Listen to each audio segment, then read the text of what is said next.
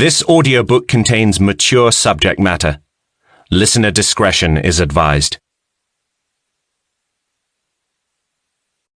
Book 1. Prologue, Medra. Bloodwing Academy. Last days of Summerfell. I'd spent my summer break in jail. No, that wasn't fair to those who truly were imprisoned. My room in Drakharrow Tower wasn't a jail cell, but I was a prisoner. Still, at least my cell was padded. I had small luxuries. I had books, food, hot baths, and I had not yet been beaten, though I knew Victor Drakharrow would have liked to hit me very much. But I was getting ahead of myself. Days spent alone could do that to one. Sure, I had visitors sometimes, but not the ones I wanted. The dragon, Nyxaris, the moment he'd burst from the stone was one I'd never be able to forget. And the sight of him flying over Bloodwing, everything had changed from that moment. I'd been playing a game of deception ever since, and I didn't see that changing any time soon. Yet the sorrow I'd felt these last 2 months over what I'd lost had little to do with dragons, and everything to do with Blake Drakharrow. Chapter 1. Medra. 2 months earlier. The brief moments of silence after Nyxaris' departure felt like the calm before the storm. I could still hear his roar echoing in my ears. My heart was pounding. My body was still trembling, and yet Nyxaris was secondary on my mind. First and foremost was Blake. He stood there, a few feet away from me, frozen like I was, speechless like I was.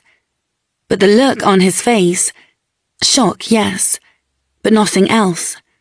He stared at me unapologetic, remorseless, no word of apology on his lips. He should have fallen to his knees and begged for forgiveness, but instead he just stood there. Seeing him like that did something to me, pushed all thoughts of the dragon from my mind. I opened my mouth, ready to erupt with fury a second time that evening. Nyxaris' roar would seem like nothing compared to mine when I was through with Blake fucking Drakharrow.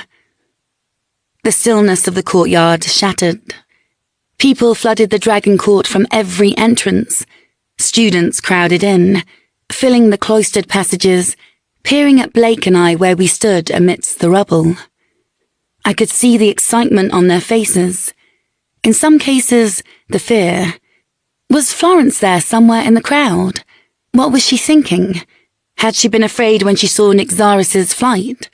I wanted to reassure her, to go to her. But before I could move, Headmaster Kim's voice rang out. "All students will return to their dormitories at once." There was a moment of hesitation. I saw indecision on students' faces. They wanted to be there, to see what happened next. To my knowledge, our stern yet steady Headmaster Kim had never bellowed before.